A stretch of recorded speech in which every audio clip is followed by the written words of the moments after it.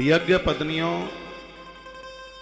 के उन याज्ञिक ब्राह्मणों के ऊपर भगवान ने जब कृपा करी है, तब उन्होंने यह स्तुति गाई, नमस्तभ्यम भगवते कृष्णाय कुंठ मेधसे।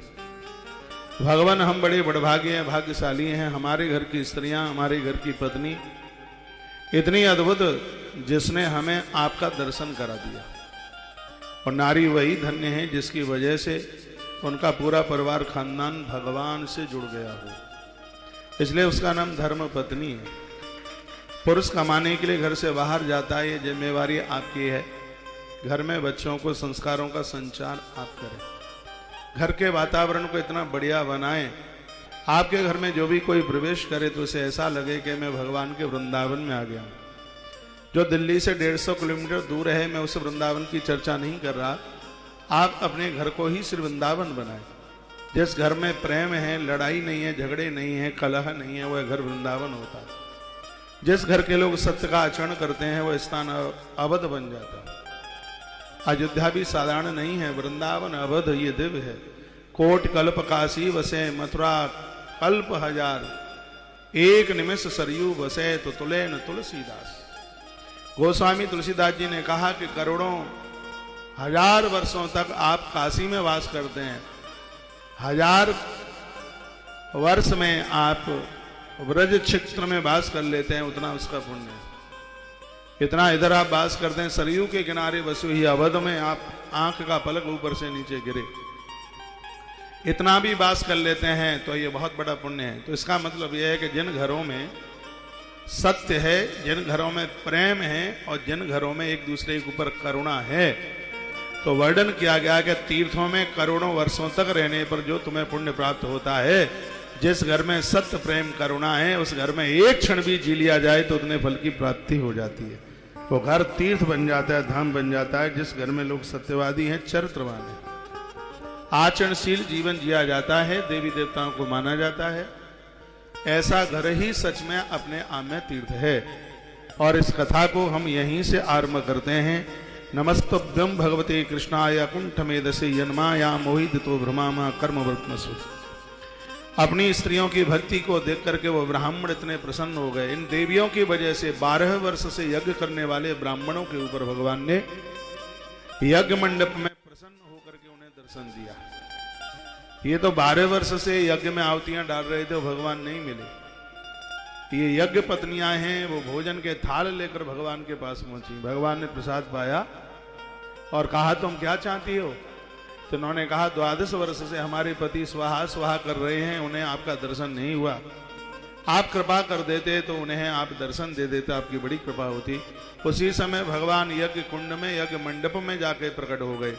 कथा कहती है कि आपके घर से यदि कोई भूखा नहीं जाएगा, सबको जिमा करके आप अपनी रसोई आरंभ करते हैं, तो श्रीनाथ गोवर्धन नाथ आपके घर को छोड़कर कभी भी नहीं जाते। जिस घर में अनवरत सबको जमाया जाता है वही तो गोवर्धन है। भंडारे पूरे दुनिया में होते हैं, लेकिन गोवर्धन के प्रसाद का अपने आप में स्वाद ही अलग है। कभी मैंने तो गोवर्धन की बहुत परिक्रमाएं करी हैं। छिलका वाली आलू की सब्जी और बड़ी बड़ी पूड़ी मैंने गोवर्धन के भंडारे में, परिक्रमा मार्ग में बहुत आनंद लिया है। घर के भोगों में वह आनंद नहीं आता जितना कि प्रसाद में, और वो प्रसाद श्री गोवर्धन गिरिराज जी का है, श्रीनाथ जी का है। आप करोड़पति हो, आपके पास कितना भी धन हो, संपदा हो, जब भी आप गिरिराज जी की परिक्रमा में आप निकलते हैं तो यहाँ पर चलने वाले जो भंडारे हैं, बांटने वालों में स्वयं भगवान गोवर्धन नाथ अपने हाथों से प्रसाद देते हैं, उसको मत छोड़िएगा। कलकाल में गिरिराज जी को वरदान मिला है। भगवान सुखदेव भी भागवत में कहते हैं, जब तक धरती पर गंगा और गोवर्धन दोनों रहेंगे तब तक यह कलयुग जीव का कुछ नहीं बिगाड़ सकता।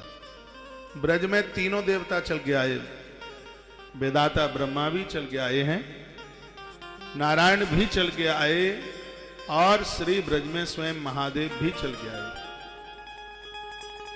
वेदाता ब्रह्मा बरसाने के रूप में प्रकट हो गए। ब्रह्मा चल पर्वत है निरालो, ये बरसाना क्या है? स्वयं विधाता ब्रह्मा ही बरसाना बनकर के श्री ब्रज में आए हैं। स्वयं भगवान महादेव नंदगांव बनकर के आए हैं। ऐसा बताते हैं जो नंदगाम की यात्रा कर लेता है उसे भगवान शंकर के संपूर्ण तीर्थ करने का फल उन्हें प्राप्त हो जाता है। ये नंदगांव की महिमा है। नंदगाम पहाड़ी पर बसा हुआ है। आप दूर से आप देखें, करीब से देखें, जब आप नंदगाम को देखते हैं तो साक्षात शिवलिंग के रूप में ही दिखाई देता है। यहाँ काफी ब्रजवासी लोग भी बैठे हैं जो यहाँ के मंदिरों में और व्यवस्थाओं में लगे हुए हैं। उन्हें इस बात की बहुत जानकारी है। नंदगाम साक्षात भगवान महादेव के शिवलिंग के रूप में स्थापित है। तो स्वयं महादेव नंदगाम के रूप में चल के आए हैं और स्वयं नारायण गोवर्धन गिरिराज जी के रूप में आकर के प्रकट हुए हैं। जो ब्रज में पहुंचता है उसे विधाता ब्रह्मा, नारायण और भगवान महादेव तीनों के दर्शन की अनुभूति होती है। आज हम पंजाबी वाक्यस्य मंदिर के परिसर में से भगवान श्री गिरिराज गोवर्धन नाथ भगवान की चर्चा करने के लिए बैठे हैं। श्री गिरिराज जी का प्राकट्य किस प्रकार से हुआ, बात को हम यहां से आरंभ करते हैं। एक महात्मा हुए थे पुलस्त, बड़े अच्छे महात्मा हैं, दशानन रावण के दादाजी। पुलस्त के पुत्र हुए विश्वश्रवा और उनका बेटा हुआ रावण। तो ये दशानन के दादाजी हैं, इनके नाम से एक रामायण चलती और वो रामायण आपने पढ़ी है। महर्षि वाल्मीकि जिसके रचयिता हैं और इस रामायण का असली नाम है पौलस्तवध। इसका नाम तो है पौलस्तवध, लेकिन विधाता ब्रह्मा जी इतने प्रसन्न हो गए थे महर्षि वाल्मीकि के ऊपर कि विधाता ब्रह्मा ने इस रामायण का नाम वाल्मीकि रामायण रख दिया। जो महर्षि वाल्मीकि जी ने इस रामायण का नाम रखा है उसका नाम है पौलस्तवध। पौलस्त यानी जो पुलस्त का पौत्र है उसका उद्धार प्रभु राम ने किया, इसलिए उस ग्रंथ का नाम पौलस्तवध रामायण उसका नाम हुआ है। उसी पौलस्त के प्रपौत्र हुआ, उस पुलस्त का प्रपौत्र हुआ दशानन रावण। यही पुलस्त एक बार इस धरती की यात्रा के लिए निकले। महात्मा पुलस्त जब वह सालमली द्वीप में गिरिद्रोण के यहां पर पहुंचे तो उन्होंने उनके बच्चे को देखा। वो बहुत सुंदर था। पहाड़ों में पर्वतों में भी बड़ी सुंदरता होती है, पशुओं में पंछियों में बड़ी सुंदरता होती है, जीव जंतुओं में बहुत सुंदरता होती है। ऐसे बहुत पेड़ हैं जो बहुत सुंदर लगते हैं। अभी मैं बेलूर मठ में था कलकत्ता। पूज्य स्वामी विवेकानंद जी महाराज के द्वारा स्थापित 1887 में जिस बेलूर की स्थापना हुई, लगभग 98 में वो तैयार हुआ। 2-1 वर्ष के बाद स्वामी जी दुनिया छोड़ के चले गए। गंगा के किनारे पर उन्होंने बड़े एक अद्भुत आश्रम की स्थापना की। कभी आप कलकत्ता जाते हैं, इस बेलूर मठ का आप अवश्य में दर्शन कीजिए, बहुत देखने के लायक है। वहां इतने सुंदर सुंदर पेड़, उन्हें देख करके उनके संग गलबैयां डालने का मन करेगा। पेड़ों की सुंदरता, पंछियों में सुंदरता होती है। तोता कितना प्यारा लगता है।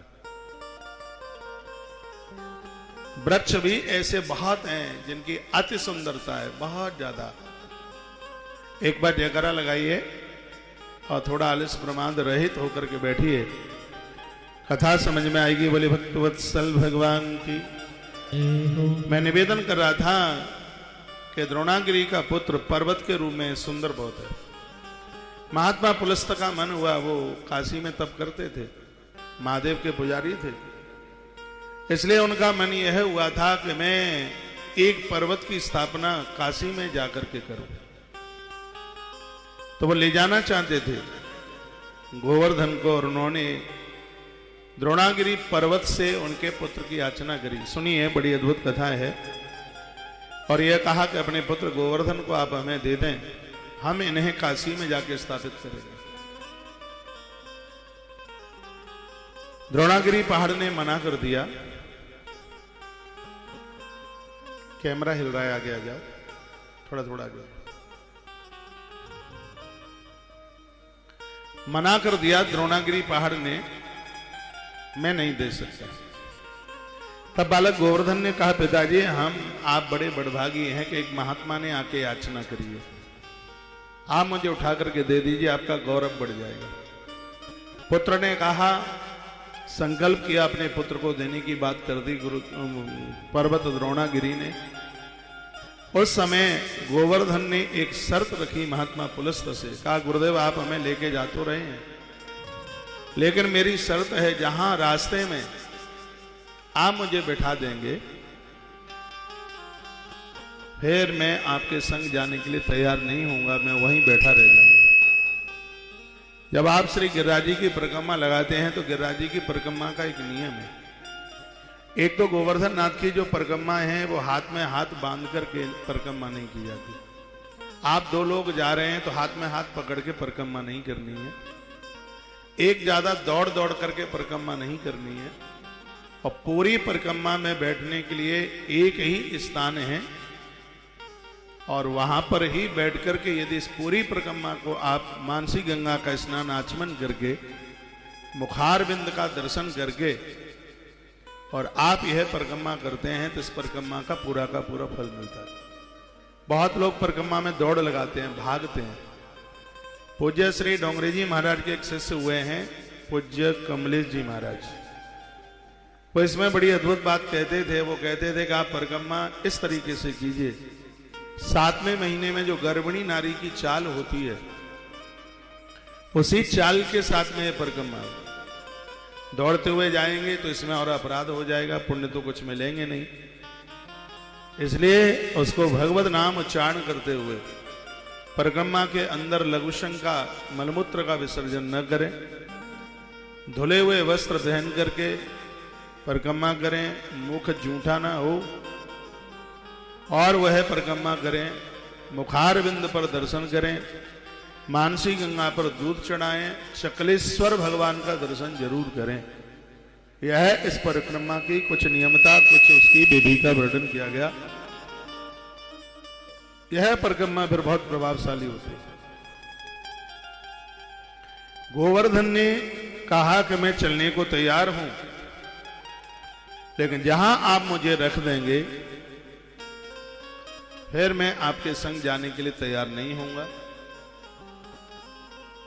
महात्मा पुलस्त इसके लिए राजी हो गए और उन्होंने अपना हाथ बढ़ाया। 7 योजन चौड़े और 5 योजन ऊंचे विशाल गोवर्धननाथ गिरिराज जी को अपने दाहिने हाथ के ऊपर रख लिया। जब वह गिरिराज जी को लेकर के गोवर्धन को लेकर के आ रहे थे, एक बात मैं बोलूं, हमारा बड़ा भाग्य है कि हम इस समय गोवर्धननाथ भगवान को, श्री गिरिराज भगवान की कथा सुन रहे। ऐसा बता दें, गंगा और गिरिराज का नाम 1000 योजन दूर से भी आप नाम उच्चारण कर लेते हैं तो ताप प्रताप संताप कट जाते हैं, अपराध समाप्त हो जाते हैं। इतनी बड़ी महिमा गंगा और श्री गोवर्धननाथ भगवान की। एकाग्र भाव से बैठिए, जितनी देर तक मन लगता है उतनी देर तक बैठिए, लेकिन जितनी देर तक बैठे हैं उतनी देर तक सुनिए जरूर। मोबाइलों को रख दीजिए, नहीं तो उसमें आपका फिर ध्यान भटकेगा। जैसे इस ब्रज प्रदेश में आए तो गिरिराज जी को अपना पूर्व होश आ गया। प्रभु राम जी ने इनको वरदान दिया था। बात उस समय की थी जिस समय सेतु का निर्माण हो रहा था। तो बंदर भालू, ये माइक खोलो, बंदर भालू पहाड़ पर्वत लेकर के आ रहे थे। नल नील के द्वारा रा और मां लिख करके पत्थर छोड़ा जा रहा था, पत्थर तैर रहा था। भगवान के नाम के द्वारा पत्थर तैर जाते हैं तो भगवान के नाम के द्वारा हम और आप क्यों नहीं तैरेंगे, भव सागर में तैर जाएंगे। ईश्वर ने जिसको छोड़ दिया है उसे डूबना पड़ेगा, और जिसको भगवान ने पकड़ लिया है वो भव सागर में कभी भी डूबता नहीं है। परमात्मा के नाम का इतना बड़ा प्रभाव है। एक कथा इस प्रकार से आती है, जब सेतु का निर्माण हो रहा था 5 दिन में पुल बन के तैयार हुआ था। पहले दिन में 14 योजन पुल का निर्माण हुआ, दूसरे दिन में 20 योजन, तीसरे में 21, चौथे में 22 और 5वें दिन में 23 योजन पुल बन करके तैयार हुआ। कुल मिलाकर के 100 योजन का सेतु बना। पत्थर पर रा और मां लिखा जा रहा था।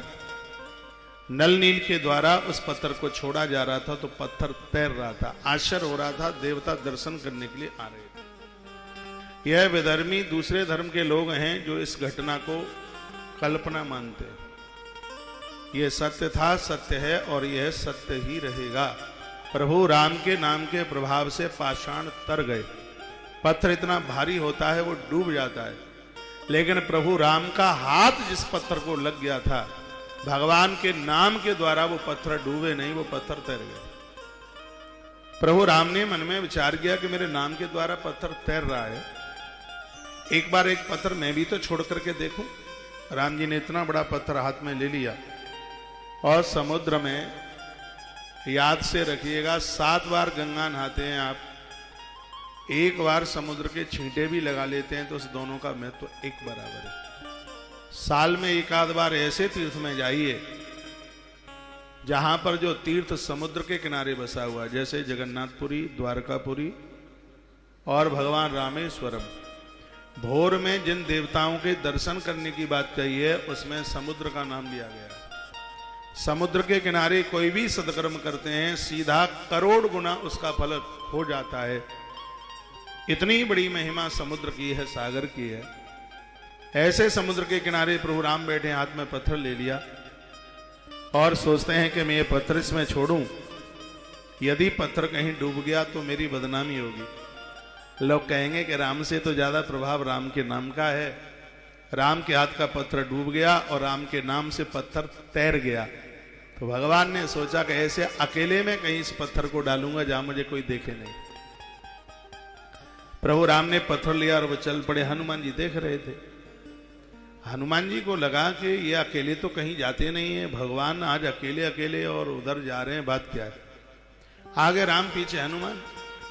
राम जी ने पीछे मुड़ के देखा भी नहीं, क्योंकि उनको पता था कि मेरे कहे बिना तो मेरे पीछे कोई आ ही नहीं सकता। लेकिन हनुमान जी पीछे पीछे, राम जी के पीछे पीछे चल रहे थे हनुमान। तो प्रभु श्री राम जी बहुत दूर गए, उन्होंने बगल में देखा, इधर बगल में देखा, कोई है तो नहीं, पीछे देखा ही नहीं। और इतने में उन्होंने पत्थर छोड़ दिया और पत्थर गया डूब। पीछे से हनुमान जी ने ताली बजा दी, हम पोल खोलेंगे, हमने देखा, हमने देखा, हमने देखा, हमने देखा। राम जी ने हनुमान को कहा, हनुमान चुप, बदनामी हो जाएगी, किसी को बोलना नहीं है कि राम के हाथ का छोड़ा गया पत्थर डूब गया। हनुमान जी की आंख में आंसू आ गए और कहा, प्रभु आप कितने भोले हैं, आप कितने सरल हैं, कितने सहज हैं। क्या आपको यह पता नहीं है संसार में तो वही तैरेगा जिसके ऊपर कृपा आपकी है, जिसको आपने छोड़ दिया है वो तो डूबेगा ही, वो बच नहीं सकता। तो जो प्रभु राम के नाम का जब नित्य करते हैं वह इस संसार में तैर जाते हैं, वो डूबते नहीं हैं। तो पाषाण का सेतु बनकर के तैयार हुआ था। हनुमान जी एक अंतिम पत्थर लेकर के आए,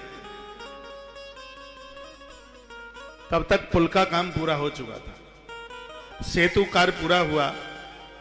प्रभु राम जी ने कहा, हनुमान इस पत्थर को जहां से लेकर के आए हो इसको वहीं रख के आओ। पर्वत रो पड़ा। पहाड़ ने कहा, भगवान मैं इतना बुरा हूं, मैं आपके काम नहीं आया, मुझे मार डालिएगा लेकिन मुझे अपने चरणों से अलग मत कीजिएगा। और पहाड़ रो पड़ा। ये माइक कम है, तो ध्यान दो।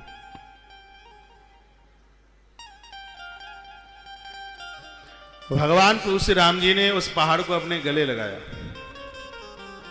और कहा, पर्वतराज मेरा वरदान है तुम्हारे लिए, आने वाले द्वापर में मैं कृष्ण बनकर के आऊंगा और आने वाले द्वापर में तुम द्रोणागिरी के पुत्र गोवर्धन बनकर के आओगे। मैं खुद तुम्हारी पूजा करूंगा और पूरी दुनिया से तुम्हारी पूजा करवाऊंगा। और मेरा वरदान है तुम्हारे लिए, जो 1 वर्ष में 12 परिक्रमा तुम्हारी लगाएगा, ये राम उसके घर की वंश वृद्धि नहीं रुकने देगा।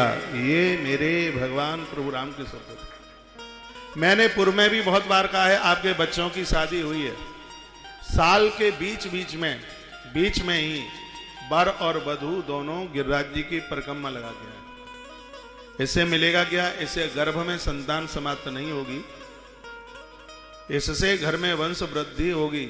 मैंने पूर्व में भी बहुत बार बोला है, जैसा कि मैंने पढ़ा है, नवीन दाम्पत्य विवाह के तत्पश्चात वर्ष के भीतर ही अंदर ही भगवान श्री गोवर्धन नाथ की पैदल परिक्रमा, गिरिराज जी की परिक्रमा जूतियां चप्पल पहन के नहीं की जाती। यदि यह परिक्रमा दूध की धारा के साथ कर ली जावे तो बहुत ज्यादा विशेष है। 4 घंटे की परिक्रमा 8 घंटे में कीजिए, 4 घंटे की परिक्रमा 2.5 घंटे में नहीं, आराम से उसको बिल्कुल कीजिएगा।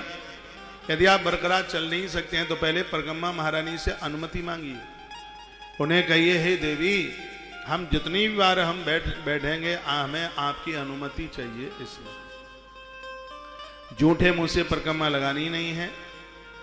रास्ते में कुछ आप खाते पीते हैं तो जल के द्वारा मुख को शुद्ध कीजिए, पवित्र कीजिए, और यह परिक्रमा दाम्पत्य पति और पत्नी दोनों मिलकर के इस परिक्रमा को लगाएं।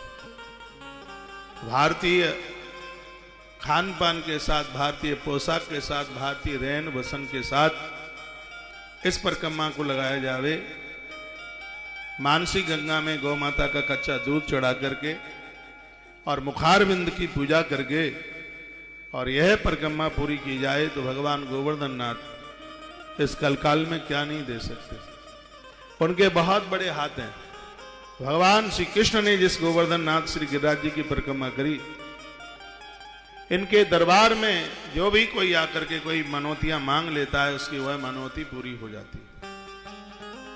भगवान प्रभु राम ने वरदान दे दिया उस पर्वत को, कहा था कि जो तुम्हारी परिक्रमा करेगा, 12 परिक्रमा करेगा, एकादशी से लेकर पूर्णिमा तक परिक्रमा होती है।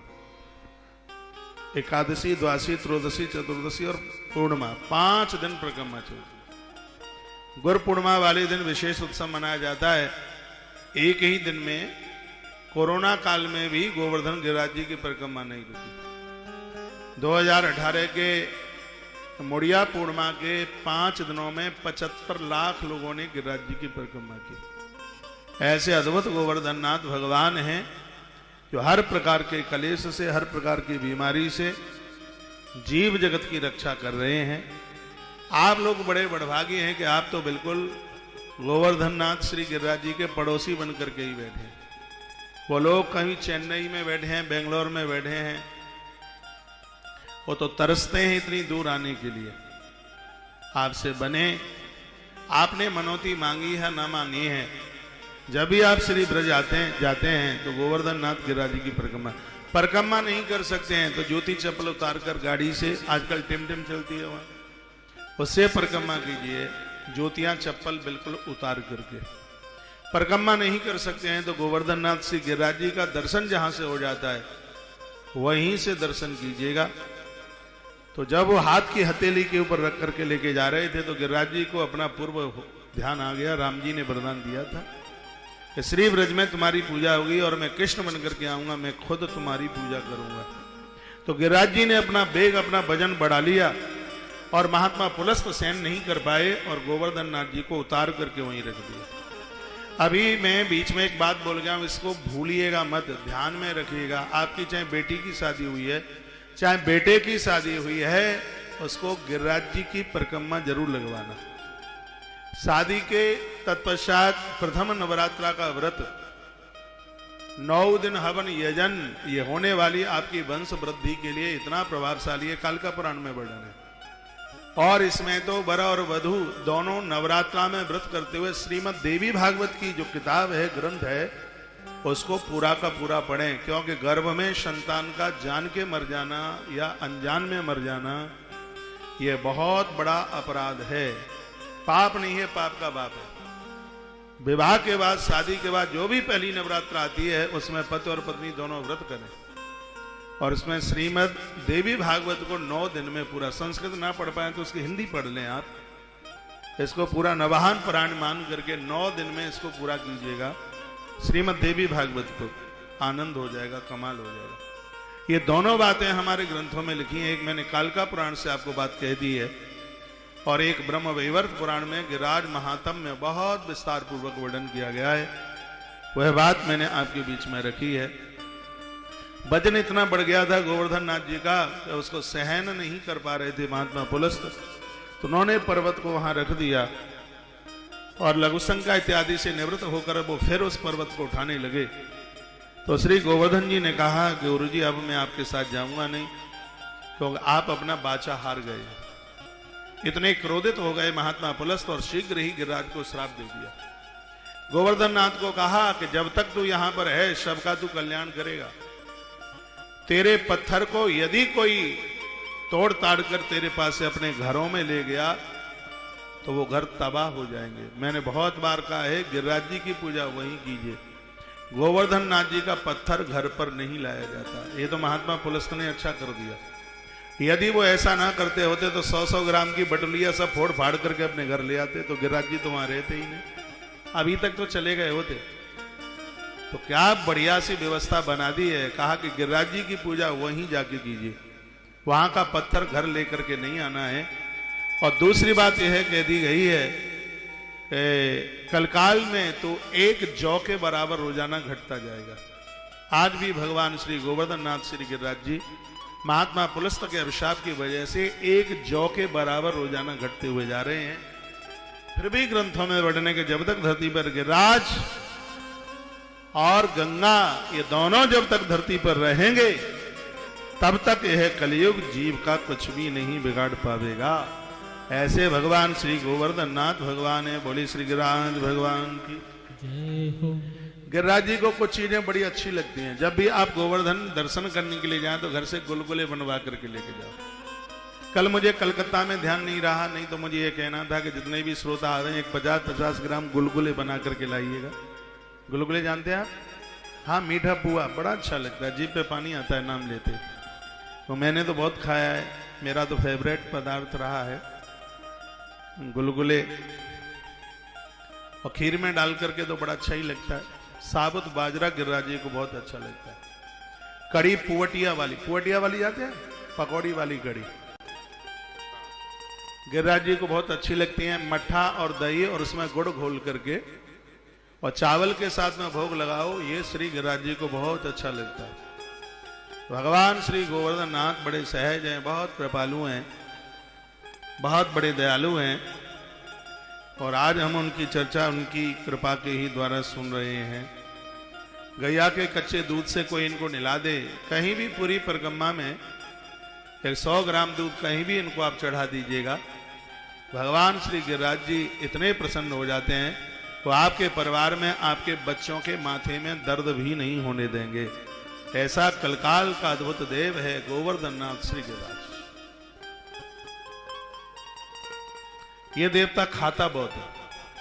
कुछ देवता है ना, जगन्नाथ भगवान बहुत खाते हैं, श्रीनाथ भगवान बहुत खाते हैं, बड़े बड़े लड़ुआ। भगवान तो श्री गोवर्धन नाथ भोग से बड़े प्रसन्न होते हैं। जब भी आप श्री गिरिराज जी जाते हैं तो इनके लिए कुछ थोड़ा सा अपने घर का बना करके लेके जाइए। कड़ी भात भी आप रास्ते का चला हुआ उसमें तुलसी पत्र डाल दीजिए, क्योंकि वो कच्चे भोजन में आता है। नहीं तो रास्ते में मैं तो कहता हूं आप ट्रेवलिंग आप यात्रा करते हैं तो उसमें भी आप कच्चा भोजन लेके ना जाए। बाहरी है ये भूत प्रेत और ये सब बाहरी अयार बयार, इन सब का प्रकोप बहुत हो जाता है। आप अपने ऑफिस जाते हैं, ध्यान रखिएगा कच्चा भोजन, दाल चावल रोटी ऑफिस में अपने पति पुत्र को बांध करके मत दीजिए। यदि आप देते भी हैं तो उसमें तुलसी पत्र जरूर डालिए। मैं तो कहता हूं दीजिए ही मत। पराठा बनाइए जो कच्ची रसोई में नहीं आता है, पूड़ियां बनाइए जो कि कच्ची रसोई में नहीं आता। तो ये खान पान का ध्यान भगवान श्री गिरिराज जी गोवर्धन नाथ इन सब चीजों के द्वारा अति प्रसन्न होते हैं, बहुत प्रसन्न होते हैं। एक बार एक कोई बहुत बड़े अधिकारी गिरिराज जी की परिक्रमा करने के लिए क्या आए, वो तो अपने मित्र के साथ आ गए। मित्र ने परिक्रमा करी, ये जूता पहन करके संग चल रहे थे। गिरिराज जी की परिक्रमा जूता पहन के क्या जुराब पहन के भी नहीं होती, यह उसका नियम है। तो उनके मित्र परिक्रमा कर रहे थे। ब्रजवासी गायों को चरा रहे थे। तो पढ़ा लिखा आदमी ये कहता है क्या अंधविश्वास है इस भारत में, ये पहाड़ की फेरी लगा रहे हैं, क्या इसका मतलब है। वो मित्र के साथ आया था, वो ऐसा बोला। ब्रजवासी लड़ने को तैयार हो गए कि हमारे गोवर्धन बाबा को तुम ऐसा नहीं कहोगे। हमारा गिरिराज बाबा जो सोच लेता है कोई इसको पूरा कर देता है। उस पढ़े लिखे आदमी ने कहा सो कैसे हो जाएगा, मैं सोच लूं कि मुझे सर्प दिखाई दे जाए, मुझे शेर दिखाई दे जाए तो ये कैसे हो जाएगा। इतना कहा, सामने से उसको 7 मीटर लंबा सांप दिखाई दिया। एक क्षण में उसको सिंह दिखाई दिया, हाथ जोड़ करके घुटुअन पड़ गया और कहने लगा, यदि आप गोवर्धन नाथ भगवान हो तो मैं अपनी गलती का एहसास करता हूं, आप मेरी आंखों से ओझल हो जाइए। तत्काल वो सिंह भी ओझल हो गया और सांप भी ओझल हो गया। उस व्यक्ति ने अपनी नौकरी को उसी समय इस्तीफा दे दिया, लौट कर नौकरी करने के लिए नहीं गया, कपड़ा मानसी गंगा में फेंक दिए उतारकर, और ऐसा भगवान का भजन किया, आने वाले समय में वही अफसर पागल बाबा के नाम से ख्याति हुई उसकी। जब आप श्री धाम वृंदावन में प्रवेश करते हैं, मथुरा और वृंदावन के राजमार्ग पर 9 मंजिला एक बहुत बड़ा मंदिर बना हुआ है पागल बाबा का, ठाकुर लीलाधर पागल बाबा। जिस समय यह मंदिर बन रहा था, हिमाचल प्रदेश की तरफ से सीमेंट की गाड़ियां आई थी इसको बनने के लिए। तो ये पलवल पर बॉर्डर मिलता है, पलवल कोसी के बीच में, वहां पर गाड़ियां रोक दी गई। तपस्या में पागल बाबा बैठे हुए थे, उनको वहां सूचना दी गई कि गाड़ियां रोक दी गई हैं, सीमेंट की गाड़ियां, और बॉर्डर से अंदर उनका पास होना बिल्कुल असंभव लगता है। तो उन्होंने कहा कि अधिकारी को बोल दो कि गाड़ी में राख भरी हुई है। और आश्चर्य की बात यह थी कि गाड़ियों में बोरों को खोल खोल करके देखा, जितना भी सीमेंट था वो सब राख बन गया। उसके सैंपल भरे गए, वो सब राख के ही रूप में थे। जैसे ही गाड़ियां पागल बाबा मंदिर के परिसर में आई, द्वारा से वो सीमेंट बन गई। एक बार यहां बहुत बड़ा भंडारा हुआ, जरा भंडारा था, लाखों लोग भोजन में आए। संध्या को 4 बजे 5 बजे घी खत्म हो गया। अब पुआ काय में सेके जाए, तो इस परिसर में कुई थी, कुआ। पागल बाबा के पास भगत गए और कहा कि घी नहीं है, अब पुआ काय में सेके, भीड़ भारी है।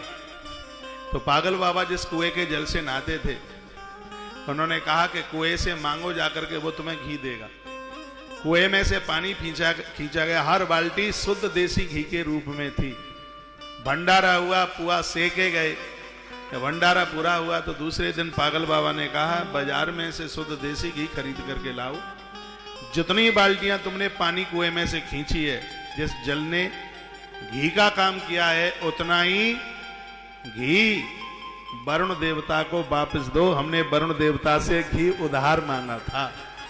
ऐसी सिद्धि चल करके आई। यह गोवर्धन नाथ भगवान के अद्भुत पुजारी रहे पागल बाबा। मैं आप सबको कहना चाहूंगा, दीदी बैठ जाइए, थोड़ा अंदर से जगह कम है, आगे आगे आ जाइए। आओ, थोड़ा थोड़ा आगे आ जाओ, आइए, थोड़ा सा आगे आ जाइए।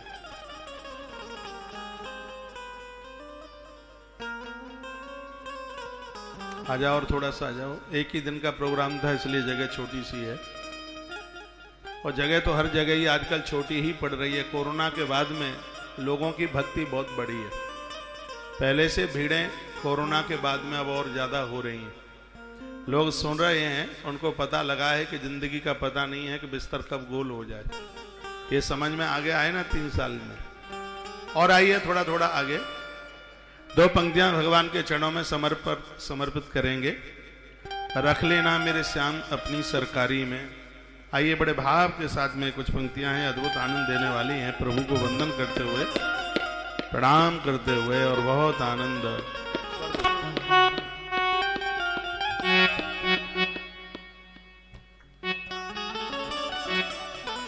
एक बार मैं ये कह दूं, जितने भी मुझे संस्कार टीवी के माध्यम से अपने अपने घरों में सुन रहे हैं, अभी कई घंटों तक कथा चलेगी। जो पंजाबी बाग के आसपास हैं, वह परिसर में पहुंचकर कथा का आनंद ले लें। बहुत आनंद आ रहा है और बहुत बढ़िया लग रहा है। आ सकते हैं तो आप आ जाइएगा, पहुंचिएगा। 7+ ही कथा चलेगी, 7 के बाद ही छूटेगी, कितना भी 7 के बाद बजे। कुछ लोगों ने पूछा है रात्रि को पंजाबी बाग में ही रुकेंगे क्या? पंजाबी बाग तो नहीं रुक पाऊंगा मैं। यहाँ से शाम को थोड़ा रिठाला जाऊंगा। श्री सुशील जी वत्स, भगवान की बड़ी कृपा रही उनके ऊपर, उनका नया जन्म हुआ है। ईश्वर ने उनको स्वस्थ रखा है। मुझे तो पहले ही आ जाना चाहिए था, लेकिन इतनी व्यस्तता चल रही है कि कैसे भी टाइम मिल नहीं पा। रात्रि को सहादरा में रुकूंगा। कल वहां कड़कट डूमा में कार्यक्रम है। कल का भी कार्यक्रम बड़ा अद्भुत है, बामन चरित्र की कथा है। मैं देसी कार्यक्रम तो रोज की तरह वही 10, साढ़े 10, 11 बजे शुरू करूंगा, 2 घंटे कुछ। आज हमने टमाटर के ऊपर कुछ प्रवचन किया है। हो सकता है सत्संग टीवी में आप लोगों ने सुना हो, न सुना हो तो आधी मिनट में सुन लीजिएगा। लंबा वाला टमाटर खाना आज से ही बंद कर दें। जो अंडाकार होता है ये ब्रेन के लिए और हार्ट के लिए बड़ा खतरनाक साबित हो रहा है। टमाटर गोल वाला ही खाएं, और इसके विरोध में हम उतरे हैं क्योंकि हम आपके स्वास्थ्य की चिंता करते हैं। इसलिए एक ये पॉलीथिन वाला दूध है, ये सबको मारे देता है। इसके बजाय तो आप सौंठ का काढ़ा करके पी लीजिए, लेकिन ये पॉलीथिन वाला दूध मत पीजिए। इसी की वजह से गांठों में दर्द हो रहा है, बीमारी हो रही है, बहुत ज्यादा परेशानी हो रही है। तो बहुत जल्दी बूढ़ा करे देता है। इसमें यूरिया घोल के दिया जा रहा है और इसमें रिफाइंड घोल के दी जा रही है। आप रास्ते में मत बैठिए, उधर बैठे। तो ये कुछ चीजें हैं जिनको बिल्कुल भी ना प्रयोग में लें। आजकल आम का सीजन चल रहा है और आप खूब खा रहे हैं आम। ये केमिकल के द्वारा पकाया जा रहा है। यदि तुम्हें आम खाना ही है तो रात को इसको पानी में डालो, और रात भर ये पानी में डला रहे तब इसको दूसरे दिन खाइए, नहीं तो ये भी दिक्कत खड़ी कर देगा। दालें भी आप प्रयोग में लेते हैं, सब्जियां लेते हैं, सब्जियों में इंजेक्शन लगाए जा रहे हैं। इनको रात्रि को आप पानी में डालिए, दालों को भी रात्रि में आप पानी में डालिए, तब उसको दूसरे दिन प्रयोग में लीजिए। भगवान कृपा कर दे गौशाला का इतना जल्दी विस्तार हो जाए कि देश को दूध भी मिले, देश को दही भी मिले। बहुत ज्यादा लोगों को न दे पाएंगे तो कुछ लोगों को तो दे ही पाएंगे। एक इतना अद्भुत काम करने के लिए जा रहे हैं। पूरे देश के लिए तो नहीं हो पाएगा, लेकिन दिल्ली हमारे पड़ोस में, यहां तक तो ये हो ही जाएगा। जितने आसपास के वहां किसान लोग हैं उनको हम प्रेरित कर रहे हैं, आप देसी गाय रखिएगा और देसी गाय का दूध आप हमें दीजिए। अच्छे पैसे दूधिया लोगों से भी ज्यादा पैसे आपको देंगे, और वह उनसे वह दूध प्योर 100% देसी गाय। हमसे ज्यादा देसी गाय के बारे में कौन जानेगा। 24 घंटे गैया के ही बीच में रहते हैं, और वह गौ माता का दूध आपके पास तक उपलब्ध कराया जाएगा। बाजार में जो जहर मिल रहा है यह अमृत उससे भी बहुत कम रेट पर आपको उपलब्ध, जिसमें 1 भी रुपए की कोई इनकम नहीं। दूध 70-75 रुपया किलो मिलता है आपके दिल्ली जैसे शहर में। ये दूध को वहां से तो 40 रुपया लीटर गांवों से आता है। 40 रुपया लीटर, उनसे 5, 7, 10 रुपए का खर्चा पड़ जाएगा यहां तक पहुंचाने में। 75 रुपए लीटर की चीज तुम्हें 50 रुपए लीटर में अमृत मिल रहा है, तो उसमें घाटा क्या है। जिसमें आश्रम को 1 रुपए की कोई प्रॉफिट से मतलब ही नहीं। को हम व्यापारी नहीं है, और व्यापार तो मेरे कल्चर में भी नहीं है। ना मुझे कोई चीज बेचनी आती है, बस आपको हर प्रकार से विष के द्वारा बचाना है। मैं तो कहूंगा गौ माता की जमीन में गोल वाले इतने टमाटर बो देंगे, जब भी आप वृंदावन आओ 8-8, 10-10 दिन के लिए थैले भर भर करके ले आओ, चकाचक बढ़िया जीवन जियो। और ये करना है, ये मेरे मन में ये बात आई है तो ये होगा, क्योंकि मेरे तो मन में, दिल दिमाग में जो बात आई है वो सब हो रही है, रुक नहीं रही है कोई, तो ये भी होगी। अभी तो शुरुआत है, लगे हैं बड़ी जोर से। अभी तो साल और 2 साल में देखिएगा होता क्या है। हम धरना धरने वाले आदमी नहीं, हम काम करने वाले लोग हैं। और धरना धरने से काम नहीं चलेगा, काम करने से। जो आवे थैला भर भर करके ले आओ। क्या है उसमें, जमीन में बो दो 50-25 बीघा में टमाटर, खाता रहेगा पूरा हिंदुस्तान है। जो लोग जाएंगे वो गौ माता के लिए तो कुछ न कुछ तो करेंगे ही भैया। वो सोचेंगे गौ माता की जमीन में कुछ करके जाए। बिकेगा कुछ भी नहीं, बिक्री कुछ भी नहीं है, सब गौ माता का प्रसाद। खाओ पियो मौज उड़ाओ। एक बार फिर कृष्ण का युग उतर के आएगा, ये हमें लग रहा है इस बात की। आज जिस प्रकार से आज देश की सबसे बड़ी गौशाला बन चुकी है, जिसमें एक ही गौशाला में 19 नस्ल की गाय है। गौतीर्थ, तुलसी, तपोवन गौशाला के अलावा आपको कहीं ऐसी गौशाला नहीं मिलेगी। आज हजारों गाय हैं, इसमें आने वाले समय में इसमें लाखों गैया होंगी, लाखों गाय होंगी इसमें। और यह है गौशाला आस्था और श्रद्धा का एक केंद्र। यहाँ लोगों की जिंदगी बचेगी, लोगों को यहाँ से गौमूत्र मिलेगा, लोगों को यहाँ से गौ गव्य मिलेगा यहाँ से, और उसी के ऊपर हम काम करने के लिए जा रहे हैं। यहाँ कुछ विक्रय होता नहीं है। गरीब बेटियों की शादी होती है, दूध दही वहां चला जाता है, भंडारे होते रहते हैं, ब्राह्मण साधु महात्मा इन सब का भंडारा। आश्रम में रिफाइंड बिल्कुल चलती नहीं है, ये सब इसी के द्वारा ये भंडारा सब चल रहा है। आप सीधा वृंदावन आते रहिए और एक बार आके देखिए तो सही कि यहाँ इस स्वर्ग में कितना आनंद आ रहा है। अभी मुझे एक 26 वर्ष का वो भाई मिला, यहाँ बैठा है, क्या उनके मम्मी पापा कोई भी हो, जिसको किडनी बिल्कुल काम कर नहीं रही है। अभी मैं यहाँ आते हुए इस मंदिर में बैठा हुआ था, आधा घंटा में वहां बैठा। मैंने उन्हें बोला है कि 5 जून को मैं वृंदावन में ही मिलूंगा, और इस बच्चे को 15 दिन आप गौशाला छोड़ दीजिए, ये स्वस्थ और तंदुरुस्त होकर के आएगा वहां से। देसी गौ माता का दूध पिएगा, गौमूत्र, और इसका इलाज वहां होगा और ये बिल्कुल ठीक हो जाएगा। मैं तो आप सबको कहता हूं, यदि कोई ऐसी असाध्य बीमारी है, आप 5-7 दिन 8 दिन आप गौशाला निकाल करके आए। खूब बड़े बड़े कमरे बन गए, वहां गौ दूध की कमी नहीं है, गौ मट्ठा की कमी नहीं है, गौमूत्र की कमी नहीं है, लोगों को वहां जीवन मिल रहा है। हम तो प्राचीन परंपराओं में जी रहे हैं। हमें नोटों की जरूरत होगी तो थैली तो झोली आपके सामने फैला देंगे, और मुझ जैसा आदमी ईमानदारी के साथ बात करता है।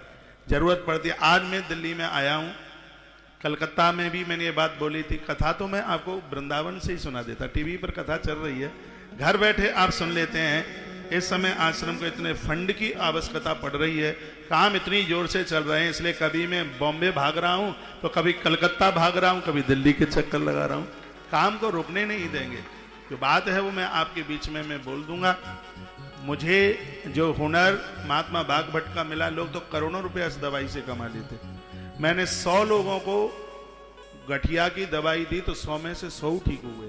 ऐसा नहीं है 99, 100 को ही उसमें फायदा मिला है। डायबिटीज की दवाई इतना प्रभाव दिखा रही है, लेकिन यहाँ व्यापार नहीं, यहाँ सेवा है। आप सब लोग गौ माता के लिए कर रहे हैं, इसलिए तो यहाँ ये काम चल रहा है। हर महीना तुलसी तपोवन गौशाला 3.5 करोड़ रुपए से ज्यादा सेवा कार्यों के ऊपर खर्च करती है। इतना बड़ा काम चल रहा है, गाड़ियां दौड़ रही हैं, कितना आदमी भोजन कर रहा है, कितने लोगों की तनख्वाह निकल रही है। ये आदमी तो नहीं कर सकता है, उसके बस का काम नहीं है। यहाँ स्वयं गौ माता सिद्ध होकर के बैठी है, आप सब लोग उसके सहयोगी बन रहे हैं, इसलिए काम हो रहा है। यह भी कार्यक्रम उसी के निमित्त हो रहा है।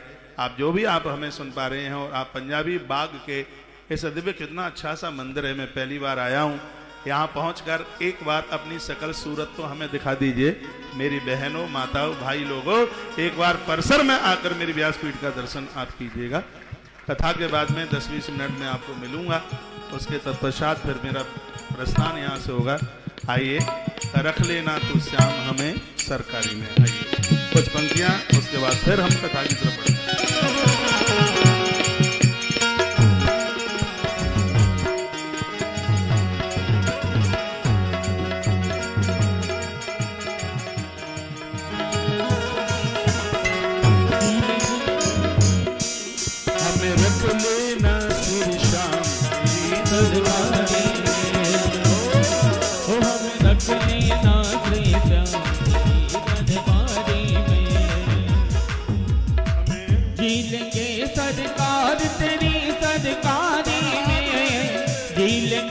सरकार तेरी सरकारी में, हमें रख लेना तेरी दरबारी में, हमें रख लेना तेरी दरबारी में।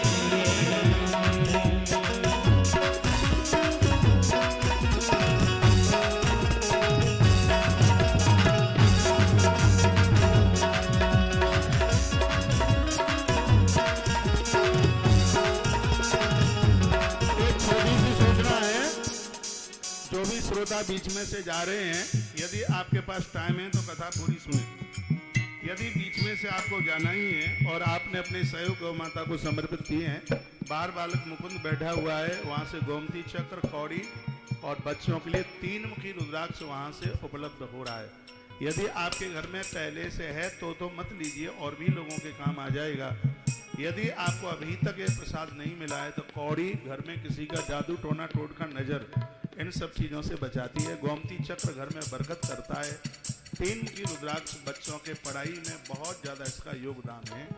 तो प्रसाद यहाँ से संभवतः यहाँ से मिल रहा है।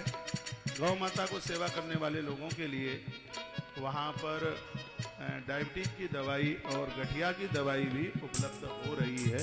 तो अभी बीच में खड़े मत हो जाना, आरती के बाद भी उपलब्ध होगी। और सुबह मैं उधर रुका हुआ था, यहाँ से 2-4 किलोमीटर दूर, और वहाँ भी सुबह से दवाई ही वितरित हो रही है। आप यहाँ तक आए हैं तो प्रसाद लेके ही जाइएगा। आइए।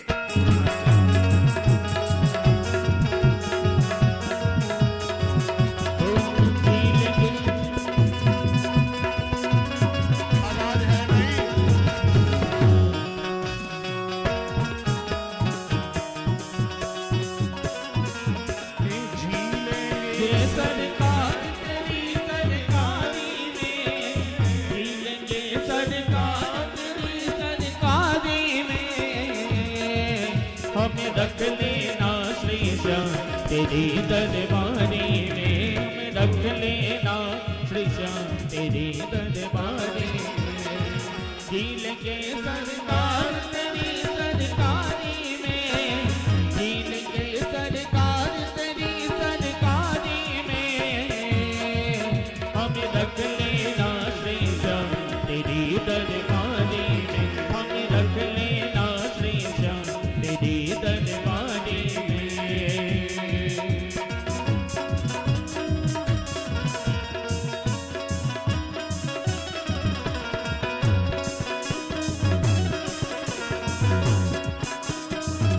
ताली बजाते रहिए।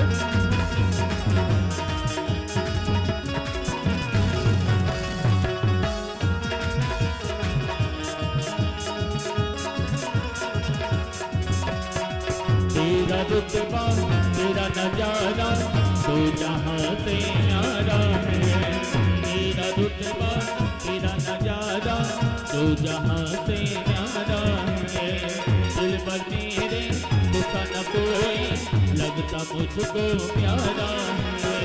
दिल पर मेरे दुखा न कोई लगता मुझको प्यारा है। आ गया मुझको मजा तेरी यारी में, आ गया मुझको मजा तेरी यारी में। हमें रख लेना श्री श्याम तेरी दरबारी, हमें रख लेना श्री श्याम तेरी दरबारी में।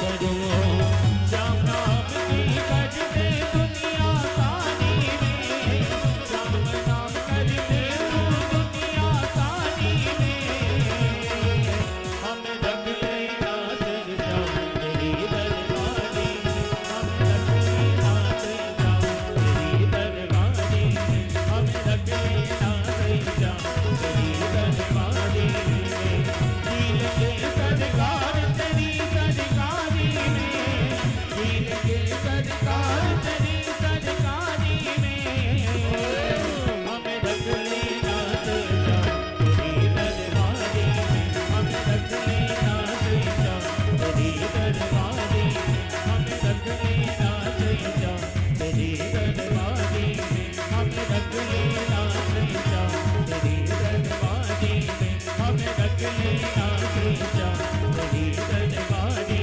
हम रख लेना चर्चा तेरी दरबारी हम रख लेना चर्चा तेरी दरबारी हम रख लेना चर्चा तेरी दरबारी हम रख लेना चर्चा तेरी दरबारी हम रख लेना चर्चा तेरी दरबारी हम रख लेना चर्चा तेरी दरबारी हम रख लेना चर्चा तेरी दरबारी। बोली गोवर्धननाथ भगवान की जय हो आज के आनंद की जय जय हो। जय श्री राधे श्री राधे श्री राधे श्याम। आइए भगवान प्रभु श्री का गोवर्धन पूजन गिरिराज पूजा किस प्रकार से ब्रजवासियों ने करी। देवता भी श्री राधे देवता भी उतर करके आए इस पूजन के लिए और वो कथा आप सुन लीजिए। आप ज्यादा बोल रहे हैं, ये दोनों डोगरी माता चश्मा प्लस नॉन चश्मा।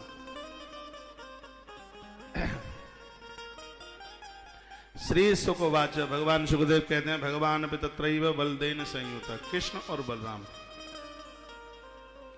दोनों के दोनों गौचारण करते हुए आए। आप भगवान कृष्ण का सब नाम लेते हैं, पूरा दिन भर आप जपते हैं। मेरा आग्रह पूर्वक निवेदन है दिन में एक बार आप ये 5 नाम भी लीजिए, जैसे घोर संकट कट जाते हैं। माइक खोलिए वाला। घोर विपदाएं घोर संकट कट जाते हैं। सुबह पूजा में बैठे बिस्तर छोड़ें, जब भी आपको टाइम मिले तब ये 5 नाम लीजिए। वो 5 नाम इस प्रकार से हरि और हर, हनुमान, हरिश्चंद्र और हलधर, ये 5 नाम है। इसमें बलभद्र का नाम है हलधर। हरि, हर, हनुमान, हरिश्चंद्र और हलधर, ये 5 नाम ऐसे हैं जो घोर विपदाओं को दूर कर दो। जो बहुत परेशानियों में जूझ रहे हैं, बहुत दिक्कत है, कारोबार फेल हो गया है, बच्चे साथ नहीं दे रहे हैं या बच्चों को काम नहीं मिल रहा है, बहुत दिक्कत है, परेशानी है, उनके लिए इस मृत्यु लोक के 5 नाम वरदान है। भगवान सुखदेव कहते हैं कृष्ण हर काम हलधर बलराम जी के साथ करते हैं। भगवान पे तत्रैव बलदेवेन संयुतः अपस्यानिवशं गोपान इंद्रयाग कृतोद्धमान। वृंदावन में रहकर भगवान ने एक लीलाएं करी। उन्होंने एक दिन देखा कि वहां के सब गोप कुछ यज्ञ की तैयारी कर रहे हैं, घर में भी तरह तरह के मिष्ठान पकवान बन रहे हैं। तो कृष्ण अपने बाबा नंद के पास आए और नंद बाबा को वो क्या पूछने लगे, कथ्यताम में पितु को हम संभ्रमो व उपागतः। हे पिताजी कहिए, मुझे ऐसा लग रहा है कि बलम कस्य च उद्देश्य के नवा साध्यते मखा, कौन से उद्देश्य के द्वारा और ये कौन से देवता की, ये माइके वाला राइट, ये ऊपर आवाज खोलो से, कौन से देवता की पूजा के लिए ये इतनी बड़ी तैयारियां हो रही हैं, आप उसके बारे में आप हमें बताएं। पिताजी आप मुझे अवश्य बताइए, आप मेरे पिता हैं और मैं आपका पुत्र हूं। ये बातें सुनने की मेरी बड़ी इच्छा है और पिता अपने पुत्र से कुछ छिपाता ही नहीं है। आप मेरे पिता हैं और मैं आपका पुत्र हूं, इसलिए आप मुझे यह बता दीजिए कि कौन सी देवता की ये तैयारियां हो रही हैं, किसकी पूजा होगी, आप हमें बता। तब नंद बाबा ने कहा कि पर्जन्यो भगवान इंद्रो मेगा तस्यात्म मूर्त है। हमारे पूर्वजों के सामने से, हमारे पुरखों के सामने से, कल की कथा के लिए आपने एड्रेस पूछा है, श्री वामन चरित्र की कथा है। शिक्षक सदन, सूरजमल बिहार, कड़कड़डूमा, मेट्रो स्टेशन के पास है, बिल्कुल मानसरोवर मेट्रो स्टेशन, दिल्ली। आप भी आ सकते हैं, ऐसा नहीं है कि आज सुन लिया तो कल कोई जरूरत नहीं है, जरूर पधारिए, आप आइए। कल मैं वहाँ सुबह 11 बजे से, जैसे आज भी मैंने 11 बजे से पहले ही प्रवचन चालू कर दिया, कि सुबह भी 2 घंटे का लाइव टेलीकास्ट है, वो बड़ा अद्भुत होता है अपने आप में। अभी मैं यहाँ आने से पहले 2 घंटे की कथा कर आया हूँ। आप में से कितनों ने सुनी है, जरा हाथ उठाइएगा।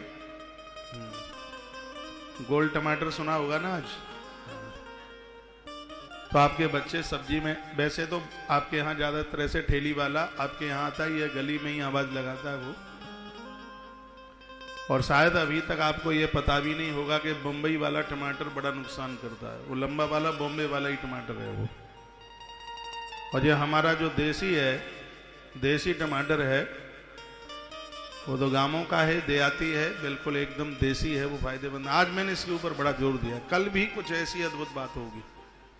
तो वहां के आसपास के एरिया के जितने भी लोग मुझे सुन पा रहे हैं, आप शिक्षक सदन, सूरजमल विहार, करकटडूमा, मेट्रो स्टेशन के बिल्कुल नज़दीक कल आप पहुंचिए। रात्रि को तो मैं सादरा में बेटिया पारुल अग्रवाल और श्रेया अग्रवाल के आवास पर हूँ।